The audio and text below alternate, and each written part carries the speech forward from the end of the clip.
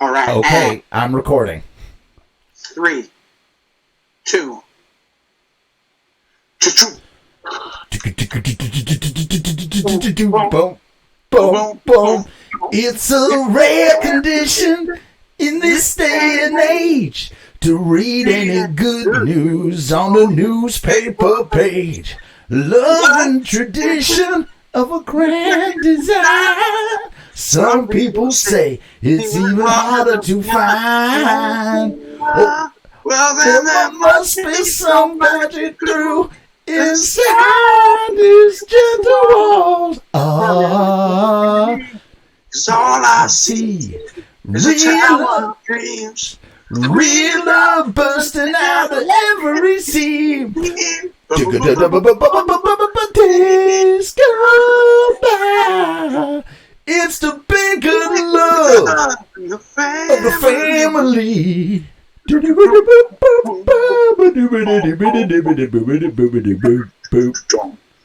Hey, what's going on? Hi, guys. How you doing? How you doing? All right, I'm pulling up season 1 here, so we can talk about where we left off. We ended at episode 12 of season 1, and we're back now to discuss the back end of season 1. Jeremy, tell me, was it effortless to watch this back end? You know, it's interesting that you say that, because whatever question you were going to pose to me, I was pretty much going to ignore and just basically start pontificating about the bingeability of this show. And boom, it hit me with the exact question I was looking for.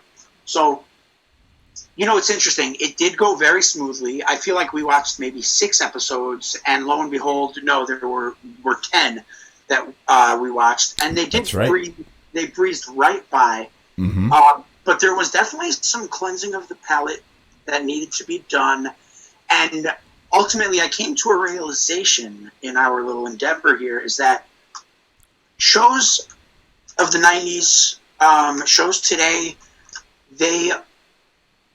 shows back then were not made for to be consumed in the form of binging. You're so right.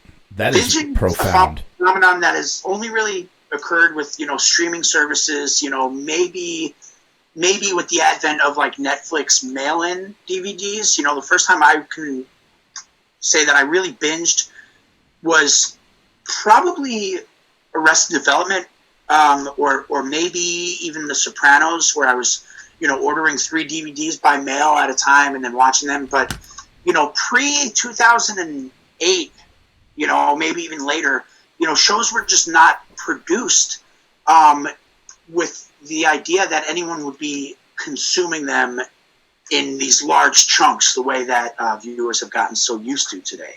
You're actually blowing my mind with, I never, ever once thought about when the first time I binged a show was, ever. And second of all, I think you're absolutely right. And it's amazing now, I heard someone post online, by the way, would it be easier if I did turn on my camera for you and you could kind of see me, or are you okay the way you are right now? If I could see you, I might have to contain my urge to vomit. So, okay. All right. I'm just kidding. Well, I don't want you to throw up your Thai food. I know. You have a great face. Yeah, but I want you to make sure you got your money with the Thai food you bought, so I'm going to leave it off for now. Oh, okay. Okay. But I saw this online the other day, and it was someone said it's amazing how if you make a 10-hour movie, nobody will watch it, but if you divide those 10 hours into 1-hour episodes, everybody will binge it in a single day. Yeah, and it's so true. And it's funny because I've heard people say that we're in like a golden age of television.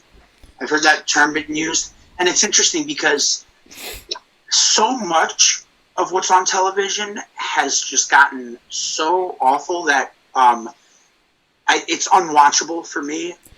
Well, serialized drama there's this new medium where this episodic serialized drama is like basically better than watching movies. You're getting way more. And you know what's funny too? I wonder if my if my ability to appreciate like cinematic character development has been affected by the sheer volume of character development we get in a really, really well done, like 10 to 13 episodic season of television, where you go, oh, there's not enough, or oh, I'm not convinced by their turn, or oh, like it happened too quickly. You know, if like that's been disrupted by watching a story play out over 13 episodes.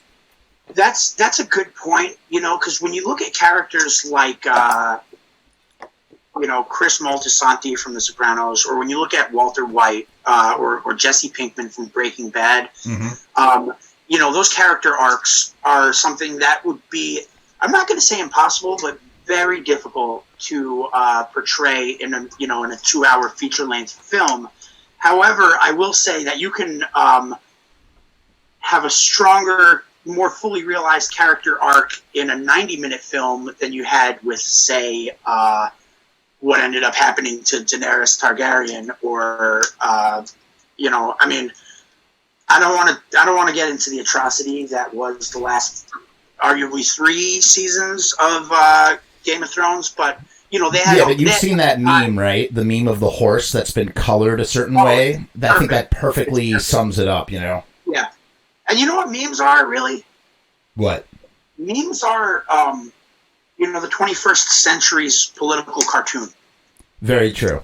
Agreed. Fully. You have like a one frame of a drawing or whatever that just says so much more than you think you can just from a still image, and that's what the meme is really. It's just we there's so much more of them now. So anyway, let's get down to brass tacks. Let's do it.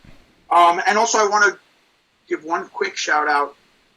As far as these serialized, dramas, I don't know if it's true because I haven't been watching TV really for that long, or maybe I was, but not with a adult lens. But they say that Twin Peaks was really revolutionary in sort of making that sort of standard. Oh, totally agree. Totally agree with that.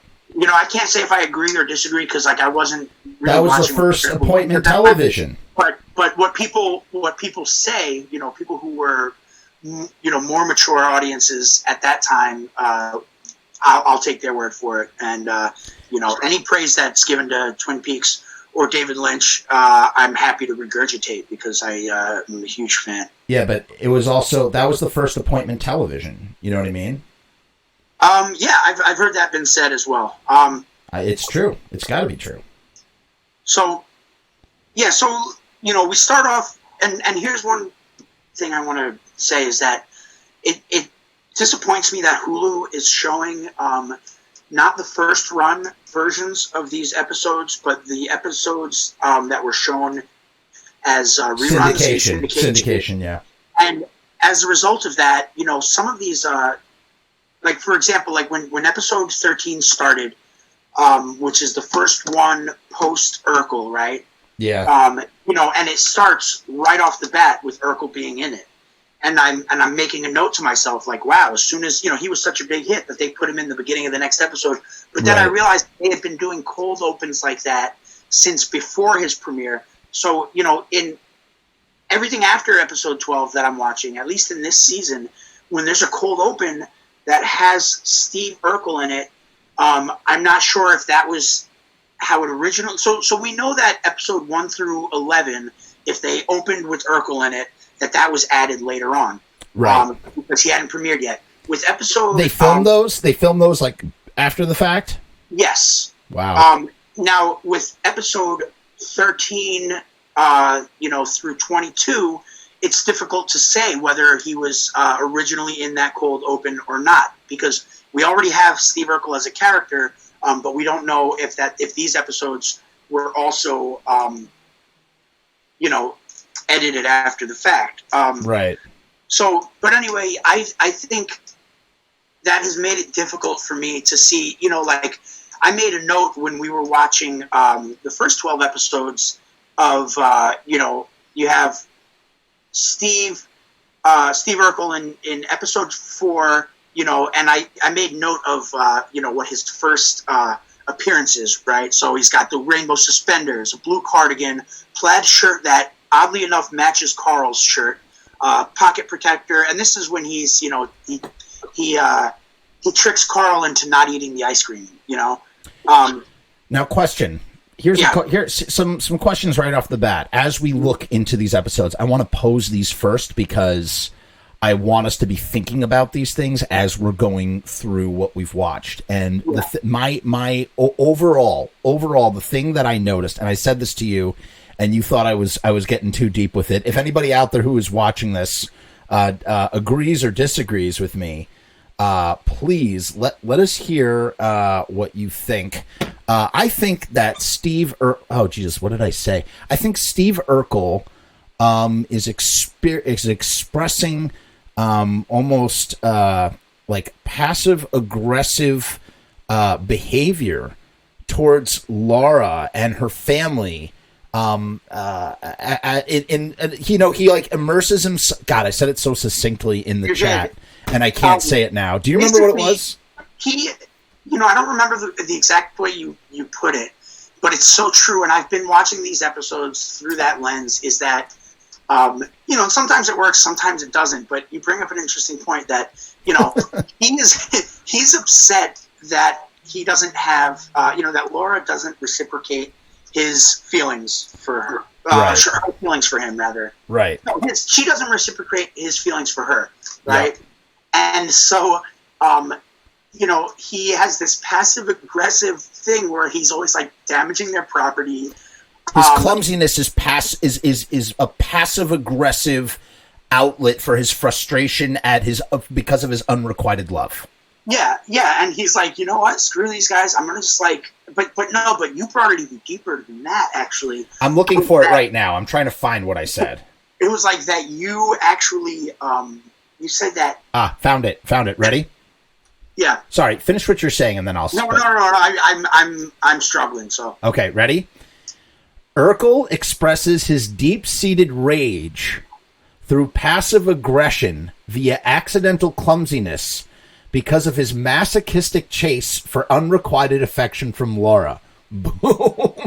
Yes, but I think you took it one step beyond that, in that he's trying to like become a part of the family or something like that. He's not just in love with Laura; he's in love with the family, and Laura is the key to being fully a part of the family. If he marries Laura, he marries into the family. So obviously he loves Laura, but on a deeper level, it's about becoming a Winslow.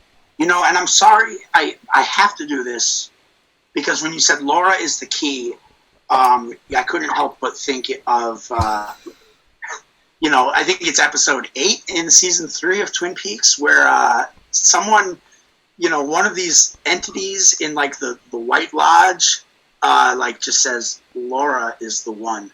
It's true, man. We're talking about Laura Winslow, not Laura Palmer. But, I heard you say Laura is the key. There's a lot of overlapping themes between the two, like the idea of distilled, distilling emotions into like people. Bob. Yeah, like Bob, Waldo is a Bob, and so is Judy, So keeping tabs on, these references that Family Matters has made to, just like totally like win over my affection, that I already had. But, we started with the Rambo marathon, right? Right. Then we had the Elephant Man, right, which I loved. Then later on, and this is an episode I want to get into. There's Prince tickets. Oh yeah, that's right. I forgot about the Prince tickets. And I, love Prince. I'm a huge Prince fan. The Prince tickets was another reference, and that episode I couldn't help but think of Viserys Targaryen selling his sister to the Dothraki for an army. Yeah, he's pimping her for grades, Yeah, just for the opportunity to be tutored. He's not even having Steve take the test for him, right, or do anything. He's just having Steve tutor him, and he's willing to fucking sell out his sister on a date when she, and it's a disgusting episode because she feels really dirty about it, Yeah. Talking to her family about it, her mother and father, who are supposed to be like role models and like tolerance and all that, and she's like, I have to go on a date with someone who is a total nerd and has no redeeming qualities. And Harriet, who is like this shining example of like what an adult should be, she's like, sounds like Steve Urkel. Oh yeah, that's right. That's right. And the only one who has any decency is Estelle, Mother Winslow, who's like, he's a wonderful boy, and you should like, Does that last? Does that last throughout the whole series? Like I think it might, but it's like, Harriet, who's this character who's basically beyond reproach, is like calling him a nerd who has no redeeming qualities, and it was kind of there's these inconsistencies with the characters in the show where it's like Carl has these like really great morals that he instills in his kids and stuff, right? But he also will get so carried away. Oh, like the bowling episode. With the bowling, it's like, my goodness, oh my God. Like, you must be out of your mind, man. He's just incredibly chauvinistic, and it's just, well, he's, what actually it speaks to? It speaks to two things that we see in today's climate. One, it speaks to this idea that, how they say the political spectrum, not to get into politics, especially not today with everything that's happened. I'm not even going to touch on it. But the point is that the political spectrum is not a line, it's actually a circle. When you go far enough left, you've gone right, and when you've gone far enough right, you go left. And, lately, I think, obviously I would say I'm left-leaning, clearly, but I would say that there's all the way to the left, there are these liberal fascists. That's what they are. They're like liberal. It's like fascist liberalism, where, if you don't agree with everything on the checklist, you are canceled. And, listen, we can get into all that, but I don't, I know what you're saying, but what I think is, you hear a lot about how, and you hear these from certain types, right? I don't want to single out any types, but you hear from certain types that, America has been pansified, and that we've been, grown up to learn that, men are not good, or like that type of thing. And, to a certain degree, you see it in these shows in the 90s where it's like they do make the male character to be the butt of every joke to sort of compensate for what has happened, and rightly so, to compensate for the oppression that women, have had to suffer, pretty much throughout time up until this point. So, okay, so it's only right that we make the male incompetent, and it's kind of like trying to even the scale, but you see it in pretty. Yeah, but here's my point. But here's the point with the whole liberal fascist thing is that like Eddie in the episode is it Eddie? Yeah, it's Eddie, right? Yeah, at the beginning of the episode, and he takes the high road. He does, right? He takes the high road because Carl tells him to. He takes the high road, right? And then Laura, she is not satisfied with that, so she says, "Oh, I didn't beat you. She says like I crushed you." Right, but Carl pulls him outside. Yeah. Eddie's upset that he got beaten by a girl, right? His video game score was, I think it was Asteroids or Space Invaders or something. And Laura beats his score, and he's upset about it. Not that his score was beaten, and he admittedly is upset that his score is beaten by a woman or by a girl. And Carl takes him outside, right, and tells him, like, listen, this is the 90s, man. Like, women are empowered now, and that's okay. That's just the way it is. And Eddie takes that lesson to heart. He goes in, he apologizes to her, and she is like, she has to gloat a little bit. And you think Eddie's going to lose it, and he's just like, you know what? I understand why you're saying that. And he walks upstairs, and I'm very proud of Eddie. And then Carl, later on in the episode, just completely embodies Yeah, but this is what I'm trying to say, is that Carl pulls him outside and gives him this very, like, virtuous, like, ideal, which is not a very positive thing. The reason why I brought up, like, liberal fascist is because, like, this is one of the components of liberal fascism. It's like an unwavering thing. And it's like, and not to say, I don't know. I just think that it just reminded me of the talk that they had. It didn't feel like, son, I'm trying to teach you like a lesson or trying to enlighten you here. It was more like, this is how people have to be, and something like that. I don't know. It just didn't feel like a lesson. But then, and much like, and this is what the thing that I've noticed with these sort of people, these liberal fascists, is that they always turn out to be the very thing that they're proselytizing against. That was going to be my point. My main point is that the liberal fascist today ends up like, who's like super, like, they're usually feminists. They're super feminists, but then they turn out to be misogynistic. It always comes out that they were doing some incredibly misogynistic thing in their personal life, and yet spewing about how feminist they are for a public persona. And I just thought it was so funny that Carl, like, just literally does that very thing. He tells Eddie one thing, and then he just gloats to Harriet, and he's just so wrong, But he gloats in such a weird way, because... So immaturely. Because he's gloating, but he's also like, I just want to make sure it doesn't bother you. Yeah, that made me so uncomfortable. Like, and she's like, no. She goes, no, it doesn't bother me. She's like, so humble, man. Because if it did bother you, right. I would want you to be bothered that I'm the better, and why don't you just say, and she tries to just ignore it. And he, it's like that scene in The Sopranos where Janice is she's in anger management therapy, and she doesn't let things get to her. And Tony is so bothered by it. And so they're sitting at the table, and he's really trying to get her, talking about her son that she abandoned and stuff. And she just does not let it happen. And then finally he says, he just keeps pushing until he gets the reaction out of her that she wants. Yeah, he's pulling on the yarn. He's pulling on the yarn that's on the sweater. He's trying to just get a rise at her, Yeah, because Carl wants that power over her, which is, So, I think... One of Carl's worst attributes, truly. Yeah. He's very pig-headed, and they say it in those exact words earlier on in the season. So, listen, with Urkel, I'm looking for all these moments that are like, all right, we have... How do we... his quintessence, right? The quintessential Urkel is... Well, the quintessential Urkel for season 1, you mean? Yes, but a lot of it indoors.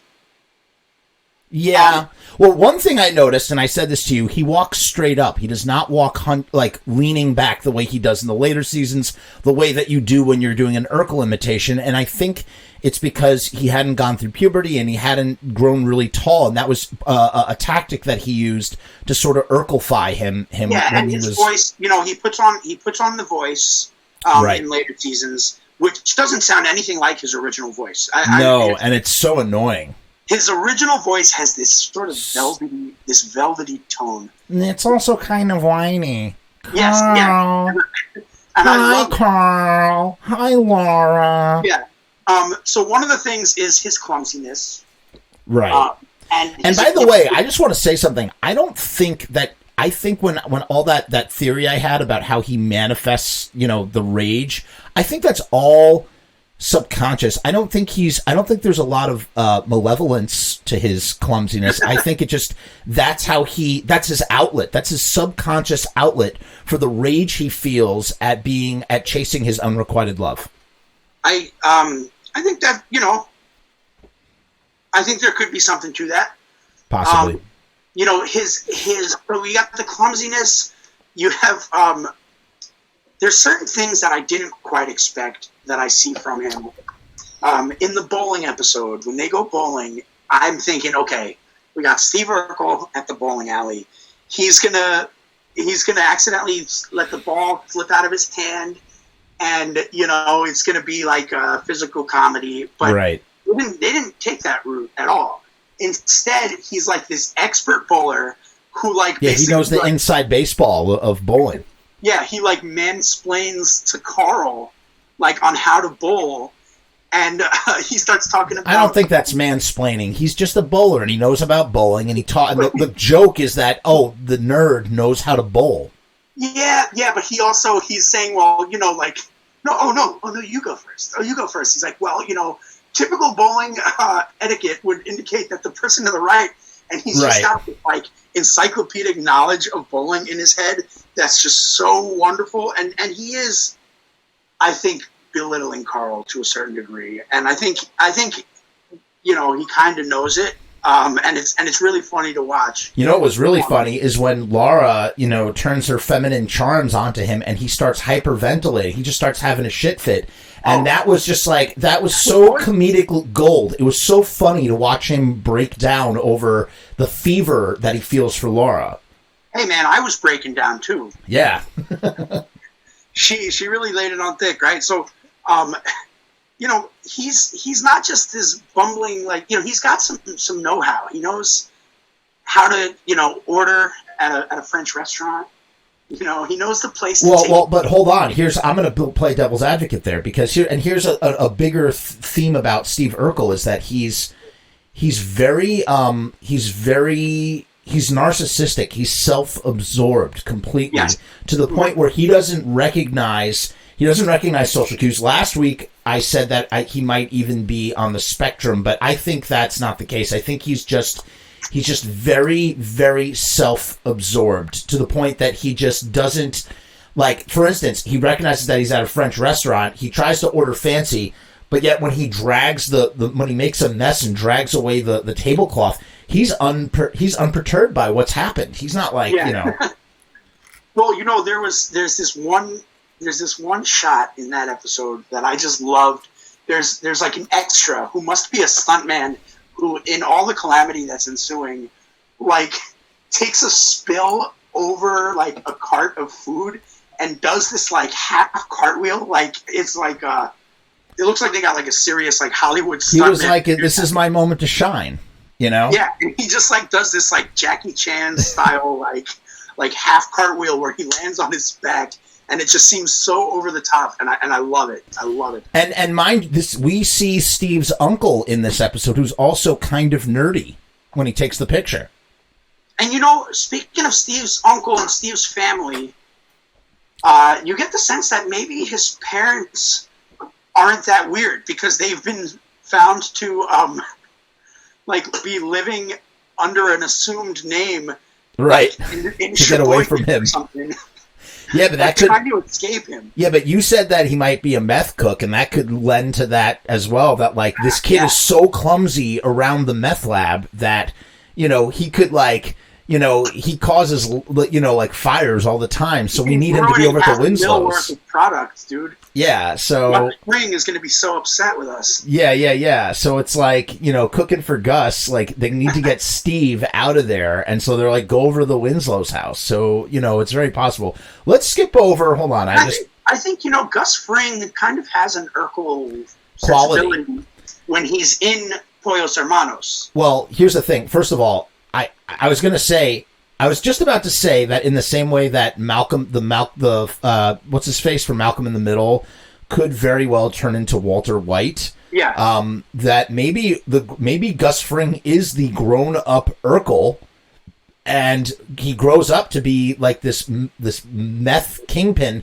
However, I have always suspected that the reason why Gus Fring gets his revenge on the boss down there. What the hell is his name from Scarface? Don Eladio. Yeah, Don Eladio. The reason why he gets his revenge on Don Eladio, his partner, the Don Eladio executes Gus's cooking partner, who he then replaces with Gail and then Walter. I suspect that was not just his cooking partner, but also his lover.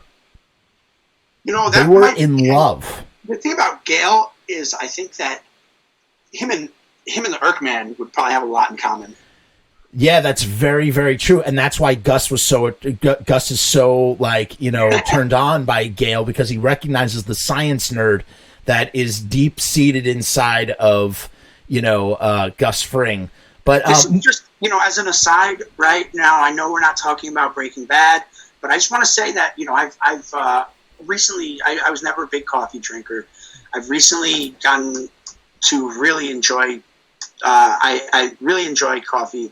I kind of treat it the way that that David Lynch does. He says he just has it like an IV drip just throughout the day. Just keeps going. Damn straight. And you know what, man? I think that and I bought I didn't buy one.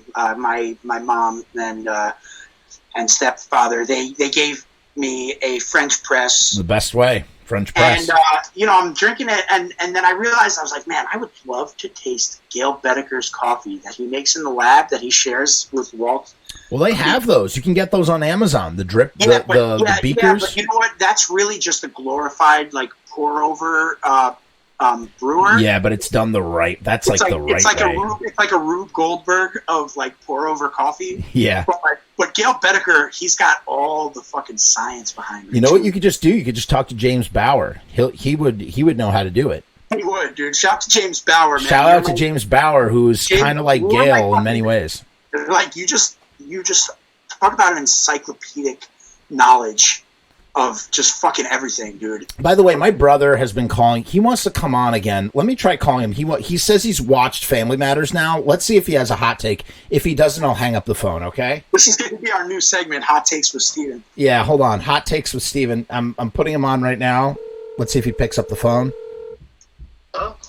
Hey, Steve, what's going on? This is Jeff and Spice, Frumess and Spice, and you are live on the air with us. We heard that you watched Family Matters, and we wanted to see, if since you've done your homework, if you have any hot takes for us this week. Go ahead. Hey, guys, how you doing, first of all? Hey, how's everything? What's going on? Hey, Spice. All right, get to it, little man. You guys are calling... Okay, whoa.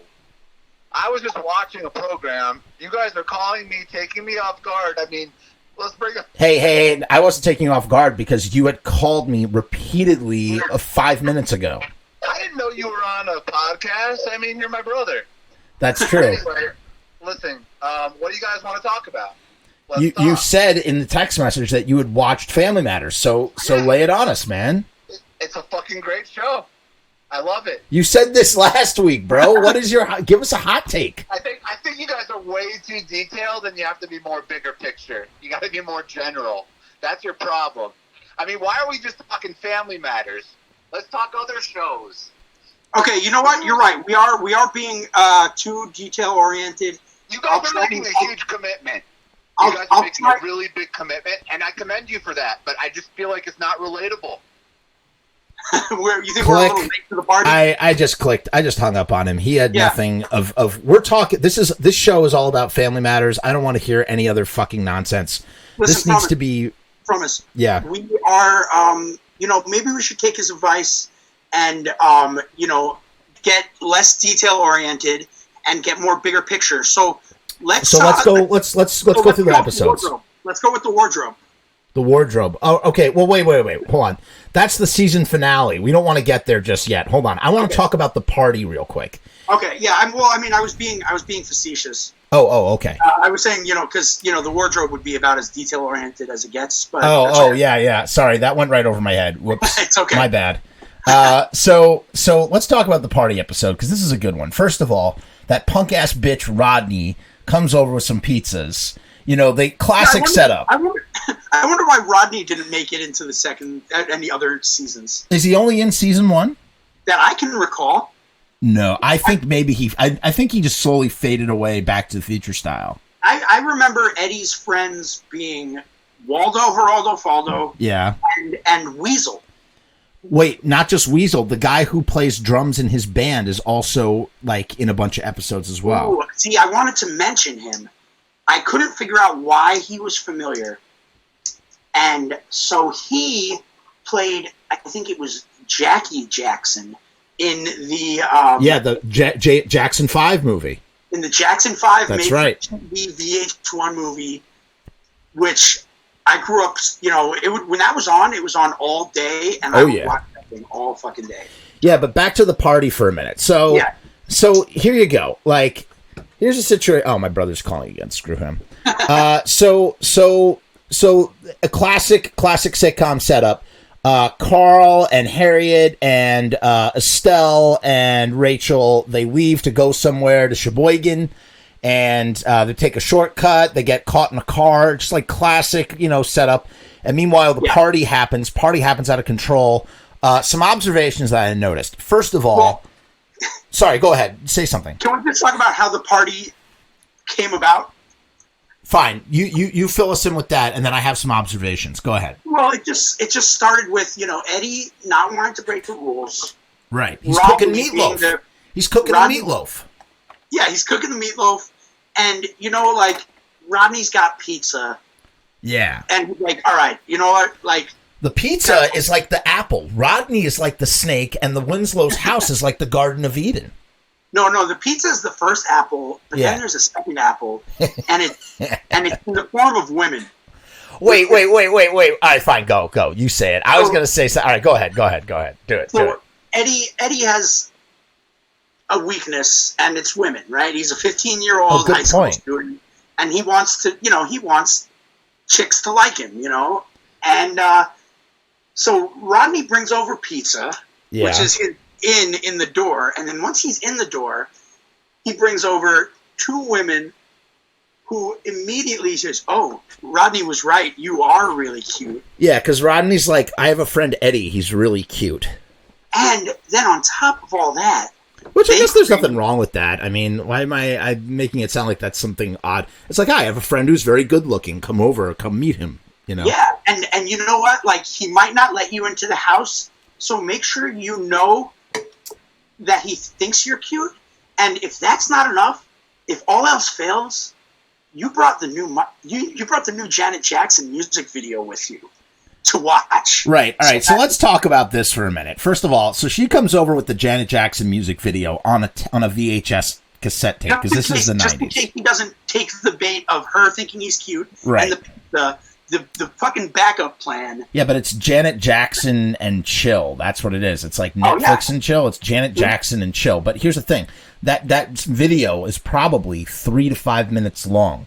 So they got this tape. They're going to rewind that tape over and over again. How many times are they going to watch it? Or are they going to get to business 5 minutes into sitting down after watching the tape? It's just like, it's not enough content. And second of all, it really reminds you and makes you remember when you tape things on VHS, that VHS was YouTube, man. You go over to your I mean, like, could you imagine people in the 80s like, oh, I've got these ridiculous things, like, how Winnebago Man, way before it was on YouTube, was on VHS, and it's like, there are these pre-internet, like, YouTube-ish, what do you call them? YouTube memes? YouTube personalities? YouTube video...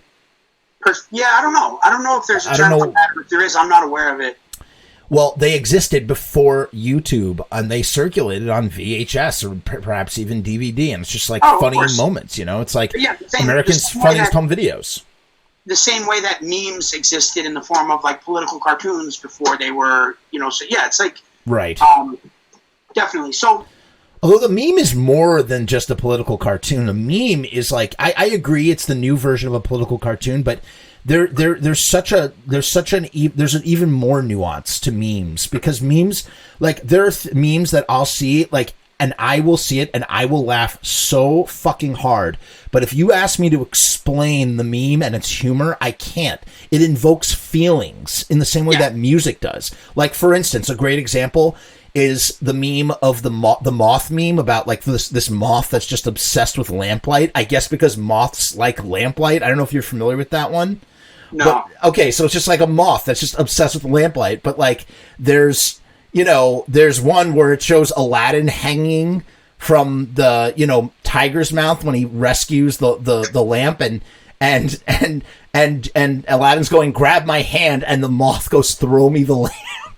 And I can't explain to you why it's so funny, except that just, like, moths are, like, obsessed with lamps. Like, it's like when you put these memes on paper, like, you actually write out what they mean, it sounds ridiculous and doesn't make any sense. So there's this weird sort of thing. So I while I agree they can come as political cartoons, they expanded on it. Yeah, they're way more nuanced. Yes, there is. So yeah, so they get the two girls there, and Right. he's like, listen, Laura, like, please turn a blind eye. It's just two girls. It's we got a double date thing going on. We're gonna watch the Janet Jackson video, and then either get freaky deaky, or we're just gonna be nerds and watch it like 6, 7, 8 times, and then call it a night. We'll eat some pizza. We'll watch Janet Jackson times, and then call it a night. Pretty harmless, pretty innocuous. You know, at its worst, then they might have to change the sheets. They might have to wash, the cover. Couch cushions. The couch cushions. At the worst. Sticky mess, yeah.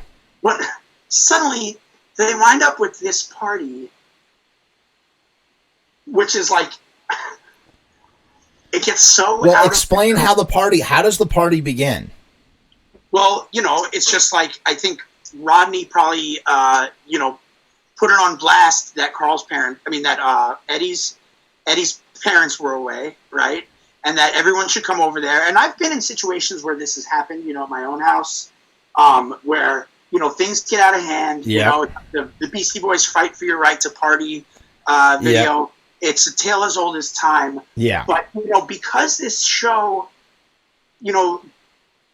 booze and drugs, don't really exist at least not when the kids are this young. On this season at least, they might get into that kind of like lesson type stuff in later seasons. But for this first season where it's really just like the show and the kids are still pretty young, a high school party with there's no beer, right? Yeah, there's no beer. It's just a bunch of kids dancing in the living room, eating popcorn, and getting into fights about football and needing to reenact football plays in the kitchen. Yeah. And so the thing is, usually these high school parties get out of hand because there's booze involved, right? Right. And so since there's no booze, they need a sort of stand-in for why there's going to be hijinks, at this party. Right. And so since there's no booze and no drunk people acting a fool, there's football grudges and just a lot of fucking popcorn. Yeah, and there's this one kid who's eating popcorn, and he's visibly grabbing handfuls of popcorn and then throwing it on the ground as Eddie's trying to clean, and he's just such a rude little shit. Yeah, because there wasn't. That's like the PG version of someone getting drunk and throwing up on the floor. It's well, we can't have booze in this, so let's just have some jerk off throw popcorn everywhere, right? Because he fulfills the same purpose. Exactly. And Steve shows up, of course, right? Because at this point, he's just the guy who they always make jokes. Oh, don't you know that when the doors close that we don't want people over? He's like, I guess I'll lock it behind me then. Yeah, just unaware. He just wants to be. He shows up at the bowling alley. He shows up everywhere. It's like he's fucking stalking them, dude. Well, yeah, he wants to be a part of the family, And his parents, they feed him almost every day, he says. Yeah, that was really sad with the anchovy paste sandwich. I mean, there's a lot of times where there are a lot of moments where you actually kind of feel sorry for Steve, and the way that he is treated by his parents, and in this second half, he hasn't eaten all day, and so and it's played off as comedy, but it's really sad in the fact that he has no food because his parents probably cooking meth, and he has to eat anchovy paste on white bread. And no wonder he's eating mice, Yeah, right, because that's how he's introduced in the whole show, is that he eats mice. And just to get back to the party episode real quick, so first of all, some of these guests, they're supposed to be high school seniors, and maybe it's weird, because even now, I feel like they're older than me. I'm 34, and I'm watching these high school seniors, and I still feel young compared to them in high school. They're just really big, and there's this one guy, this nefarious looking white dude who's got this look on his face. I sent you a screenshot. Let me see if I can pull it up on my phone. I mean, this is just this guy is just really bad news, man. He's just because what they're going to do is they're going to stuff Steve. Oh yeah, that's right. Steve, once again, much like the bowling stuff, he starts talking insider football and he insults one of the football players. He has no awareness, this Urkel character, man. But you know what, though? He's got some backbone. I want to talk about that, but just to get back to the party for a moment, we have Waldo's first appearance. Right. I don't think